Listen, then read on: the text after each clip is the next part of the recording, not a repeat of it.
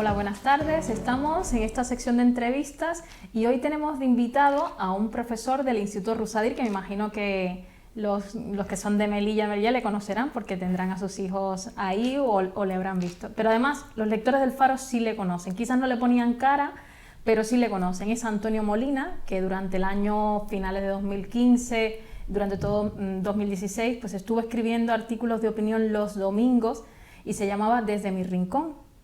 La sección, correcto. La sección. Buenas tardes, Antonio. Muy buenas. Bueno, pues ya le ponéis cara porque muchas veces leemos la firma de las personas que escriben los artículos y no le ponemos cara. Antonio está aquí por una razón muy especial. Todos esos artículos publicados durante un año en El Faro están recogidos en este libro, Contra el viento. Que hay una cosa muy bonita que pone al inicio del libro que dice que un año asomado a la ventana del Faro.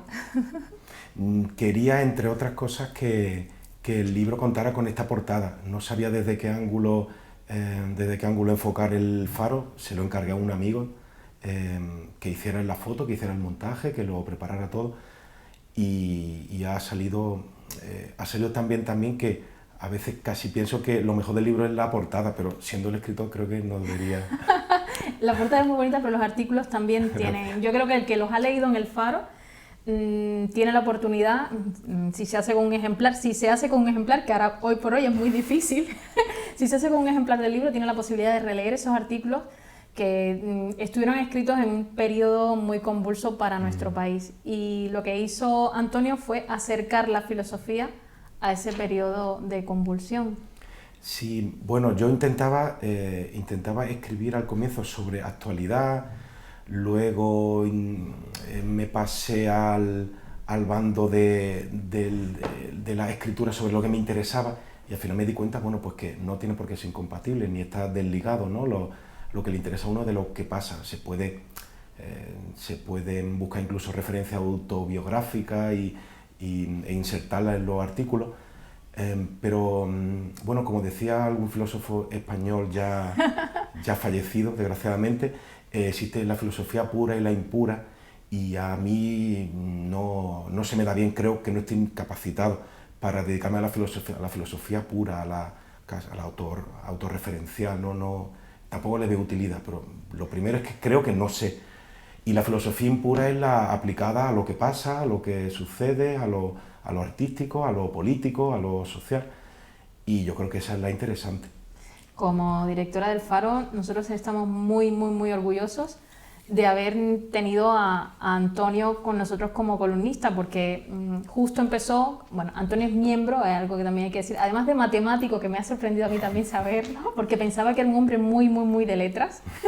Por la forma de escribir, uno a veces piensa que la gente de números es como más seca, más cortante al escribir, pero por la forma de escribir de Antonio no me podía imaginar que el pasado a veces que el pasado era matemático, era de números.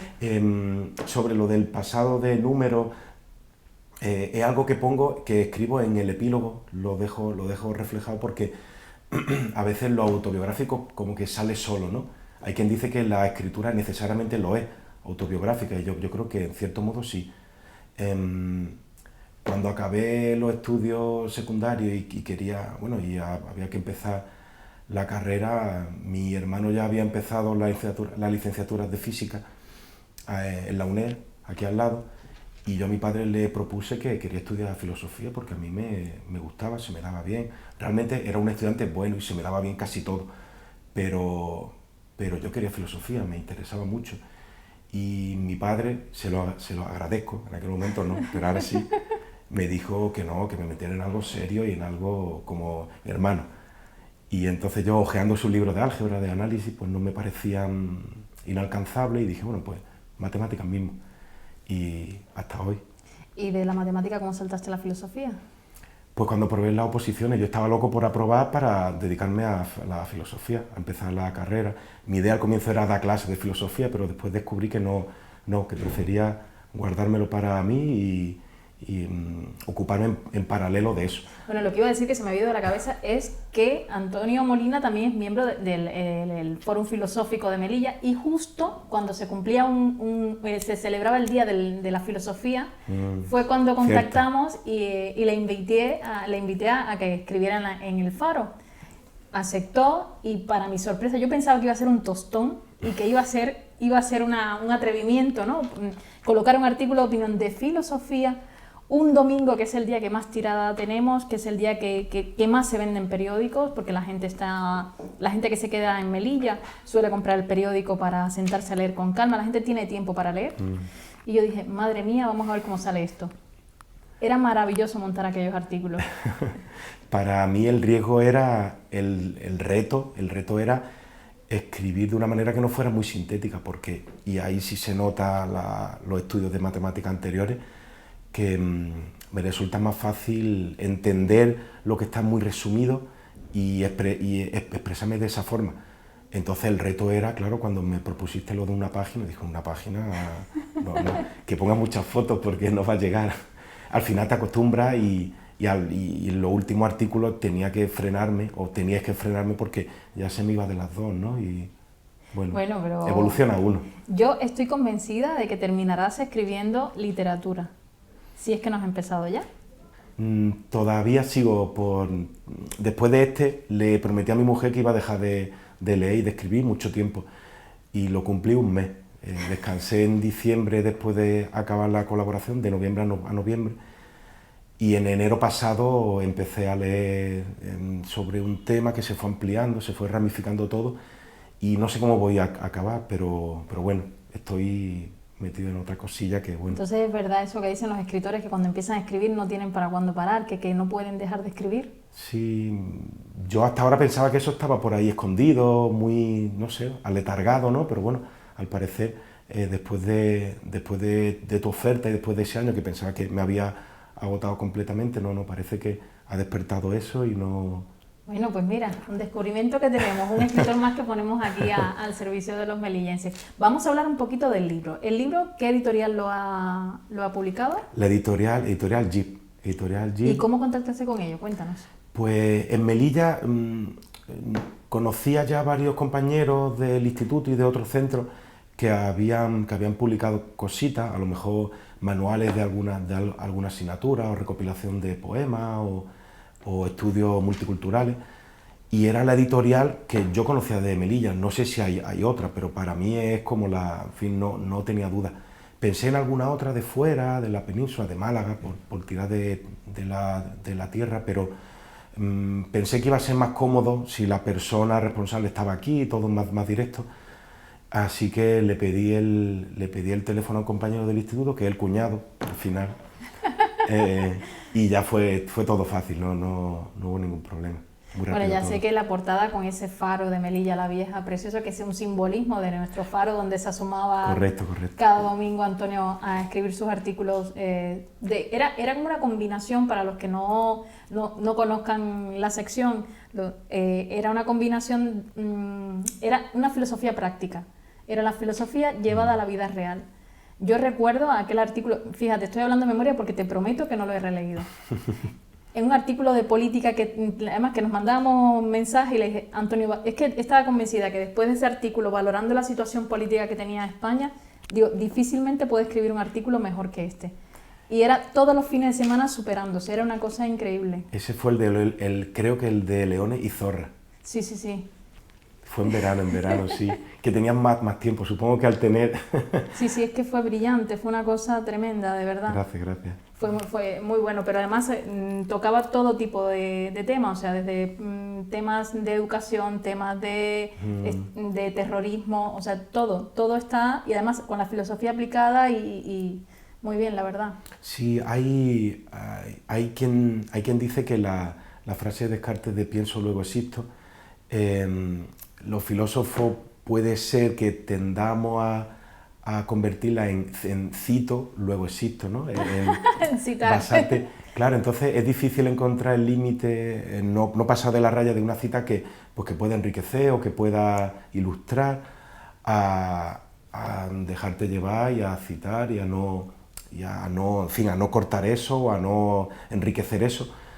Y bueno, no sé si lo he conseguido, pero que está claro que es el primero y que no, bueno, en fin, que se mejorará. Es el primero, ya has dicho el primero, después el primero, matemático como eres, viene el segundo. Necesariamente, pero no sé cuándo, ni cómo será, ni... La temática, bueno, pues una apuesta por la convivencia, no necesariamente en la ciudad, pero sí, bueno, una idea, me gustaría apostar firmemente por una convivencia entre religiones, entre culturas, entre otras cosas porque no nos queda otra, no nos queda otra. Yo creo, y a los niños se lo digo a los de mi tutoría, cuando hablamos en la asignatura de valor ético, yo creo en la evolución moral de la humanidad, porque aunque ocurren cosas horrorosas y los telediarios se encargan a veces de hacernos creer que solo ocurren cosas horrorosas, la humanidad ha evolucionado y ha mejorado, y ya las relaciones entre países no son bélicas necesariamente, ni entre familias, ni entre clanes, ni entre... lo que pasa es que parece que sí, pero yo estoy convencido de que no, históricamente no, vivimos casi mejor que nunca, aunque a alguien con un periódico en la mano parezca muy fácil decir lo contrario, ¿no? Hombre, ahora que dices esto, no sé, teniendo el fenómeno de la organización Estado Islámico amenazando la seguridad de toda Europa, no ya de Siria, que es donde están Siria y norte de Irak, cuesta entender que apuestes, o sea que... Sí, es importante recalcar que bueno, existe la yihad, pero también existe la fitna. La fitna es la guerra contra el propio musulmán que el integrista considera infiel, también porque no cumple como debería, en fin. Y en más del 90% de las víctimas del Estado Islámico son musulmanes.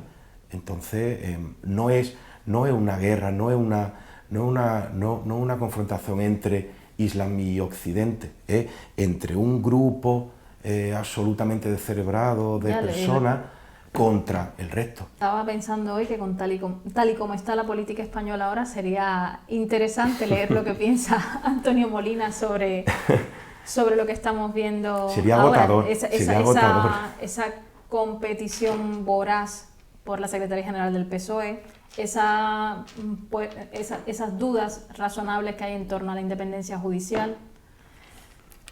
¿Cómo lo ve un filósofo? Pues, ¿cómo lo ves tú? Que es distinto, porque un filósofo lo puede ver de muchas maneras, sí. Hay tantas corrientes como sobre lo del PSOE que todavía esté enfrascado en este asunto. ¿Qué explicación filosófica tiene eso? ¿Se están devorando a sí mismos? ¿Comerse a sí mismos? Supongo que la erótica del poder lo he entendido siempre en el doble sentido. El sentido de que si yo tengo mucho poder, puedo ser más atractivo para ciertas personas, o que el poder ejerce una atracción sobre las personas. Lo entiendo de las dos maneras, y creo que esta segunda, creo que el ABC del... ¿Crees que Susana Díaz y Pedro Sánchez están embelesados por el poder? Sí, bueno, absolutamente. Cualquiera que se mueva a esa altura, incluso a menos altura, aquí en las de las ciudades, cualquiera, claro. Eso. Siempre he pensado que el poder atrae, no lo de que el poder corrompe necesariamente, no, pero yo creo que uno cuando ya se mueve en ciertos niveles asume un cierto grado de corrupción. Entonces, bueno, quiero decir, el alcalde que está en el grupo de militantes a favor de Pedro Sánchez ha dicho que los otros son, o Susana Díaz dice que algunos se conforman con ser segundo. Sí, el alcalde de Calasparra que ha dicho que son unos mafiosos los de las gestoras. Eso, justo. Entonces, pues bueno, lo hacen por propia iniciativa o lo hacen porque quieren ganar puntos a ojos de su jefe, o no lo sé. ¿Cómo se explica que el socialismo o sea, que surjan movimientos populistas que en el resto de Europa son de derechas, aquí en España de ultraizquierda, digamos, o más arrinconados hacia la izquierda, en el caso de Podemos? ¿Cómo se explica que el socialismo o la socialdemocracia esté se haya autodestruido? Es como se haya encerrado en sí misma y haya reventado y haya pasado a ser una fuerza residual. En Inglaterra están, en el Reino Unido están de capa caída, y en Francia también, que van a perder las elecciones. En Francia ha sido un desastre, ya ves, Macron ha salido de la nada, sí, porque no había nadie del socialismo que Hollande es el primer presidente que no se presenta a la reelección. Cierto. ¿Cómo se entiende que la socialdemocracia se haya autodestruido? Hombre, realmente no es la política no es mi punto fuerte. cuando he escrito sobre política lo he hecho a pesar de, lo he hecho porque sentía la necesidad de poner un poquito de orden quizás en mi cabeza, ¿no?, sobre lo que pasaba y ya pues de camino compartirlo. Pero yo creo que hoy día ya hay cierto espectro ideológico que es todo bastante intercambiable y igual que Macron al parecer... Lo que pasa es que la gente, por lo que la sociedad está como polarizando. Macron tiene un 66% de los votos de los que están y no están, o sea, ahí hay de todo, pero la ultraderecha tiene un 34%, o sea, casi no, más de 3 de cada 10 franceses vota la ultraderecha. Y además decían, había una encuesta, supongo que esa, pero algún dato más con el que me quedé, que era que el 40% de los que habían votado a Macron lo habían hecho porque estaban en contra de, no porque él les sedujera. No estoy contigo, estoy en contra de, o sea, no has ganado tú las elecciones, las ha perdido la otra. Sí, o sea, no es un sentimiento exclusivamente español, porque pensábamos que era el español vota en contra de, ¿no? Parece que no solo el español. Yo creo que hoy día el asunto ideológico creo que está un poco en retroceso, no creo que definitivamente, pero porque si piensas en Estados Unidos, Donald Trump no creo que tenga una ideología, un decálogo fiel ni a uno ni a otro, él lo que se le ocurre, tampoco lo que se le ocurre, pero bueno, que tendrá sus asesores, pero encaja en los republicanos, pero como el asesor pero no piense como él, le hacen como al del FBI a casa. Se busca otro. Por pérdida de confianza. Pero encajó en los republicanos y supongo que si hubiera necesitado encajar en los demócratas y Hillary hubiese sido republicana, él habría encajado en los demócratas igualmente, ¿no? Yo creo que eso ahora mismo Tú hablas del fin de la ideología. Yo creo que hace unos años también se habló del fin de la ideología que había muerto, eso yo que sé, años finales de los 90 también se habló mucho de eso, de que habían muerto los colores políticos, era como que todo el mundo preferirse por el centro, no meterse en nada y al final la gente termina escorándose. Hay una expresión muy cursi que a mí no me gusta nada de filosofía que dice que estamos en la época de la posverdad, que no sé si significa que todo el mundo puede decir lo que sea y nunca es mentira, no estoy muy seguro de qué significa. Como los tuits de Donald Trump son posverdades. Sí. Pero lo que está claro es que creo que ahora mismo estamos en una época de pos-ideología, la gente no se mueve por eso ya, yo creo que no. Bueno, vamos a cambiar un poco, vamos a salir un poco de política, que no le gusta la política ya nos habrá dado portazo aquí en la entrevista. Vamos a hablar un poco de educación, porque está muy vinculado también al sistema educativo. Estamos teniendo un fenómeno en España preocupante, que es el fenómeno del juego de la ballena azul. Hubo una falsa alarma, un bulo que relacionaba a Melilla con que hubiera un caso, finalmente no ha sido así. ¿Cómo se enfrenta un profesor, en tu caso, que imagino que este tipo de temas lo tocarás con los alumnos?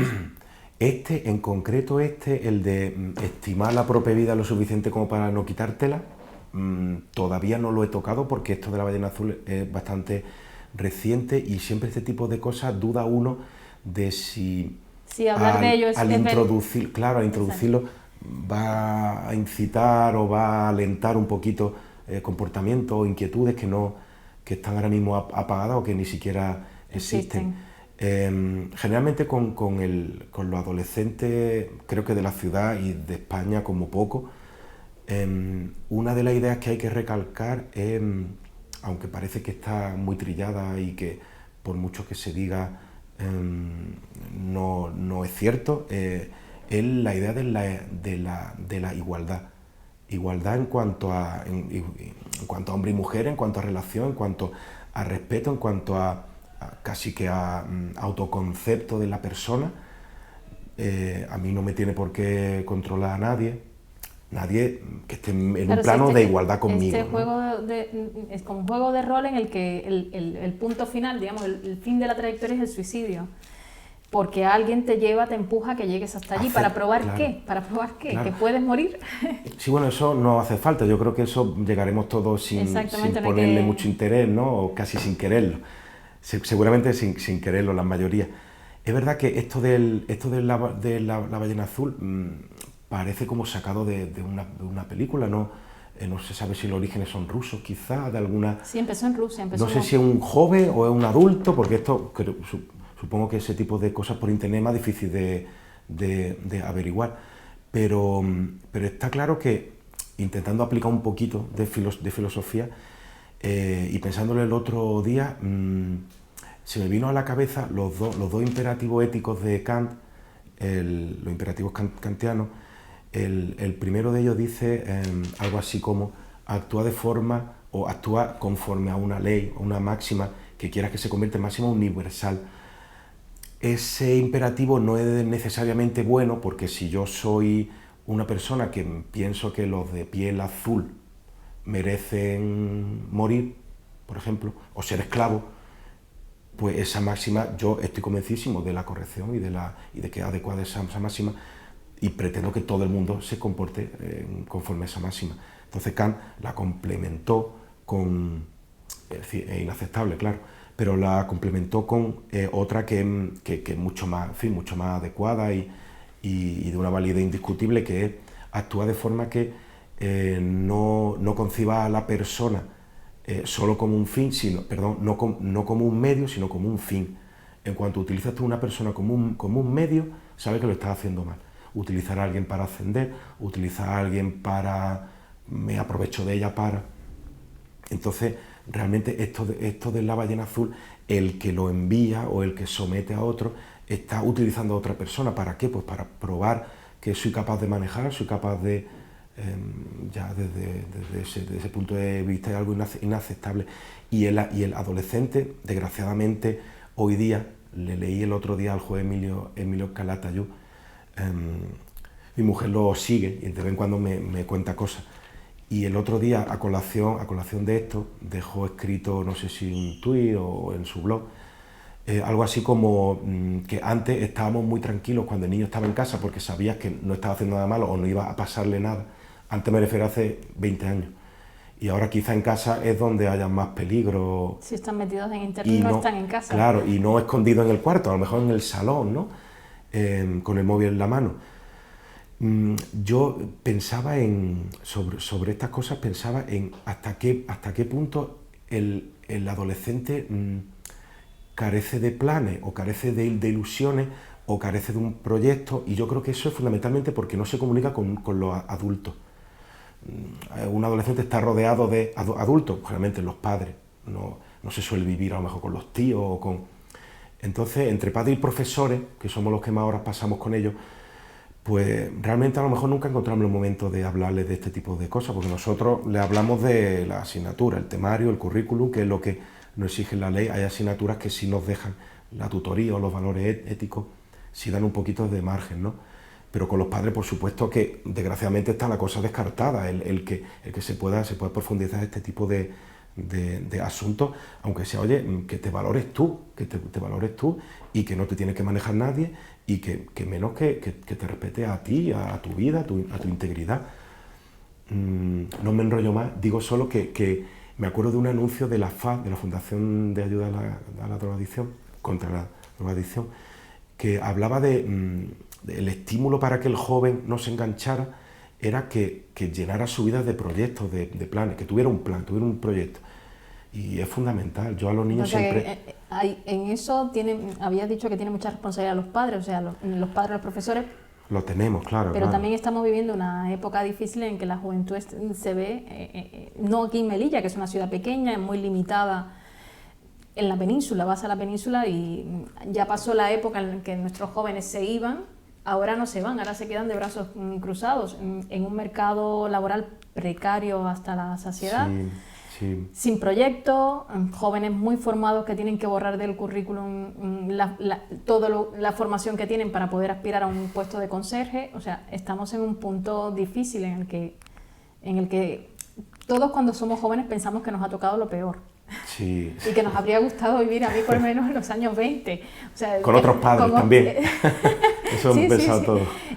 Y resulta que no, que cada época tiene siempre un reto nuevo, o sea, algo nuevo por saltar, una barrera por saltar, es complicado. Lo de la evolución ética de la que hablaba antes, a lo mejor no es porque la persona esté programada para evolucionar éticamente, sino que los problemas han ido evolucionando y hemos tenido que encontrar respuestas a problemas cada vez nuevos y cada vez más complejos y cada vez más, en fin, más ramificados. y este es otro más. Antes a un niño de mi pueblo en los años 20 no pensaba en esto porque pensaba en a ver cómo comía o si iba a cenar esa noche, y ahora ya ese problema está no, y de pequeño superado. estábamos jugando en la calle, ahora no, ahora como te pongas te llevan por delante, si es que no se puede jugar en la calle ya. Claro, Entonces, es peligrosa la calle, pero también es peligrosa la casa, ¿no? El ordenador, el móvil. Bueno, es difícil, intentamos cada uno, creo que arreglar hasta donde nos llega el brazo, por decirlo de una manera gráfica, y yo en clase siempre doy por supuesto de que el niño va a seguir estudiando, y cuando les digo que esto no lo vamos a dar este año, les digo, bueno, ya lo veremos en bachillerato, o esto, si os metéis en la carrera tal, lo daréis, pero ahora no. Doy por supuesto eso, y que el próximo año les daré clase y les daré esto, porque para que ellos, si no se han planteado el futuro inmediato, se los planteo yo ya le invito a un camino, ¿no? Bueno, lo poquito que se puede hacer lo poquito que podemos hacer cada uno, claro. Antonio, ¿te parece? Vamos a hablar un poquito del libro. ¿Cuándo lo vamos a presentar? ¿Cuándo vamos a ver la presentación del libro? Pues me han contestado hoy desde la UNED. No sé si contar la intrahistoria del asunto. Sí, bueno, tú cuenta.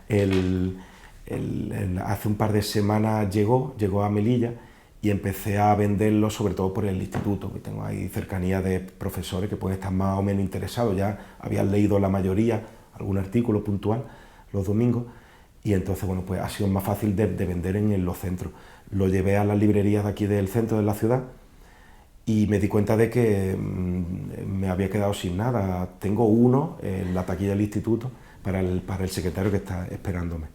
Y entonces, bueno, pues desde la UNED me dieron una fecha que era el 16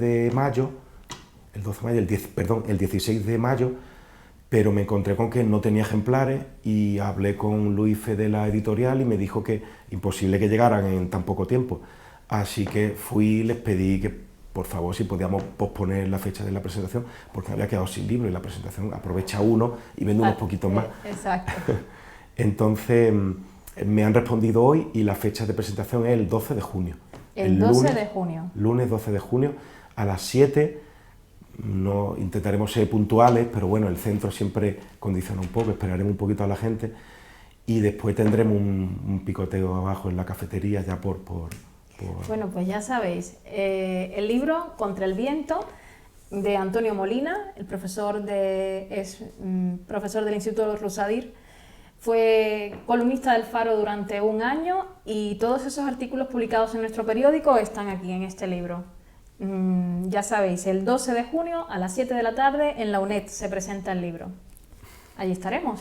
Muchas gracias, Antonio, Tani. muchísimas gracias Un placer. por venir aquí a estar con nosotros en Faro TV. Estaremos el 12 de junio allí contigo. Gracias, muchas gracias. Y a vosotros, gracias por seguirnos.